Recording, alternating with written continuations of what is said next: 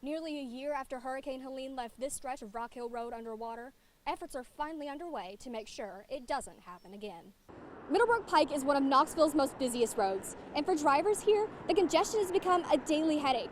Local business owners tell me that the congestion has impacted their business, and a local church congregation says that it's hard for their members to get to Sunday service on time. He's been here at the Anderson County Animal Shelter longer than any other dog, but Captain isn't giving up hope.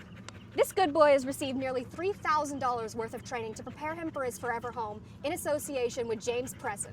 The city says this is one piece of a larger push to enhance outdoor spaces across Knoxville, but for now, Augusta Quarry is making a splash of its own. For 6 on Your Side, I'm Chloe Carmichael. The Student Health Center is recommending all students get their annual flu shot before Thanksgiving travel.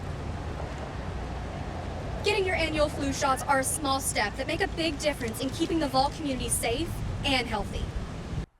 Thank you, Stella. Thank you for joining us for TVC News. And as always, go Vols. Thanks for joining us for TVC News. We'll be right back. With the school year fast approaching, Knox County Mayor Glenn Jacobs is trading in his suit for service, leading volunteers in packing thousands of bags of school supplies for local students. With the back-to-school shopping season fast approaching, families across East Tennessee are feeling the pressure and the price tag. According to the National Retail Federation, families with children in elementary to high school will spend an average of $858 on school supplies this year. I mean, the school supplies list every year grows more and more.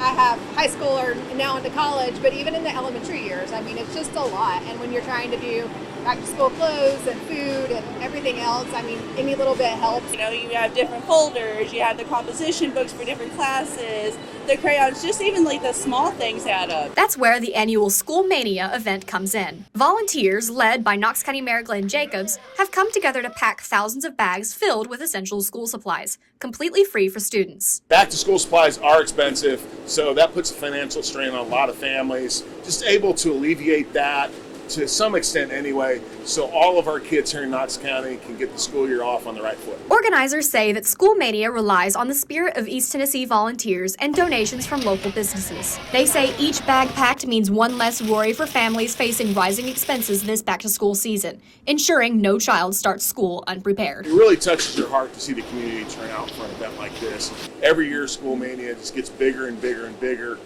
And this year, 8,000 bags, the most we've ever done. That's only possible because of all these folks and because of all of our many partners and volunteers.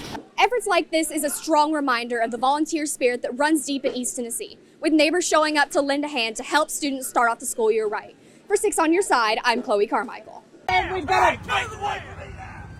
You'd think they just captured Al Capone. That's the way it was. What should have been a routine drive to the doctor's office turned into a terrifying ordeal for Carolyn, J.C. Heron, and their 3-year-old granddaughter Penelope. They were pulled over Monday morning by Morristown police, who ordered them out of the vehicle, guns drawn, all because their license plate was mistaken for that of a stolen vehicle. And started yelling for him to get out, hold his hands up, walk backwards, and such. And then they accused us of having a stolen vehicle. But this isn't the first time the Herons have faced this mistake. The license plate in question, a specialty nurse plate reading Lovey, what Carolyn's grandchildren call her. The stolen vehicle's tag has a 0 instead of an O. You're looking for a tag that says L0VEY. Despite this, J.C. Heron says that the police refused to listen to him or to see the paperwork. It's over. I'm going to expect an apology from your commander. I told 3 different officers that I had documentation if they would just let me show it. But nobody, they fell on deaf ears. They ignored me the whole time. They just told me to be quiet. For Carolyn, J.C., and little Penelope, this terrifying experience has left a lasting impact. I was crying because I could hear Penelope hollering, "Lovey, Lovey, Lovey." And so I was crying, and I said, "I have a baby in the car." And just more officers coming, sirens blaring everywhere, and I could hear her just hysterically crying, crying for my name. And it just tore me up. As JC says in the video, which has now garnered over 90,000 views, he expects an apology. He says he has still not received a proper one. More than an apology, but all he said was, "We're sorry this happened." But he never apologized for the manner that the arresting officers or retaining officers, because we wouldn't officially arrest them, but their actions. We reached out to Morristown Police Department for comment. They say that it is common for officers to use high-risk protocol during felony investigations, and that they will note the discrepancy in the state information system.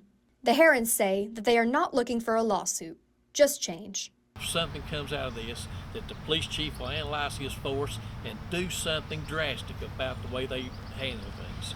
For now, they are left shaken, with trust broken and a little girl left afraid. Yesterday, she didn't want to get in my vehicle. That hurts my heart. In Morristown, I'm Chloe Carmichael, 6 on your side. Tensions are rising in Scott County, where a waste company is planning to build a second landfill beside this one behind me. Locals say enough is enough, and they're angry about the idea of bringing even more garbage into their community. A waste company has filed plans to add a major landfill beside the existing one, nearly doubling the area's size. Obviously, that is a huge burden to any community, much less a community like ours that's already economically distressed, according to the state of Tennessee. The proposed landfill would sit just a short distance from Winfield Elementary School. It would contain a rail transfer station, allowing for the shipment of waste to the landfill. Parents are voicing concerns about air quality, increased truck traffic, and long-term environmental impacts. They want to build a transfer station directly across the road from Winfield Elementary. So not only would that impact travel, concerns with all these trucks coming onto the highway and going to the landfill, there's concerns with regulations around waste by rail transfer station. Opposition to the landfill is growing. Grassroots organizations like Cumberland Clear are demanding answers from both the waste company and local leaders. They say they are ready to fight to protect their land, their health, and their children. So we decided we could either back down and say we're powerless, or we could fight. So we decided to fight for our community. Residents say they are not against progress, but they believe this plan comes at too high a price. The landfill proposal is incomplete at the moment, but local pushback is gaining momentum. In Oneida, I'm Chloe Carmichael, 6 on your side.